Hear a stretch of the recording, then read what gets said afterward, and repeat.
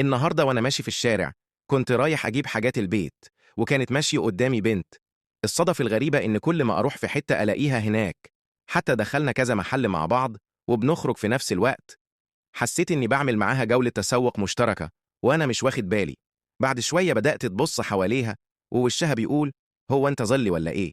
وابتدت تسرع: المؤمن اللي هيعمل لايك واشتراك ويصلي على النبي. أنا اتحطيت في موقف محرج، مش عارف أكمل وراها ولا أغير طريقي، وفي الآخر دخلت يمين أكمل باقي طلبات. بعد ما خلصت وكنت راجع، كان في سكة عربيات وأنا عديت عادي، وكنت ماشي على الرصيف. فجأة لقيتها جاية في وشي. كل ما أروح يمين ألاقيها يمين، شمال ألاقيها شمال، كأننا بنعمل رقصة مراية.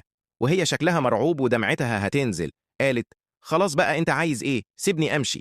ولسه جاية تمشي وأنا كمان همشي. رحنا إحنا الاتنين خبطنا في بعض. قلت لها: آسف واتفضلي، وأنا ثابت مكاني. وبعدها مشيت وطلعت تجري وأنا كملت طريقي. فاللي حصل ده تسموه إيه؟ وهل حصل معاكم قبل كده؟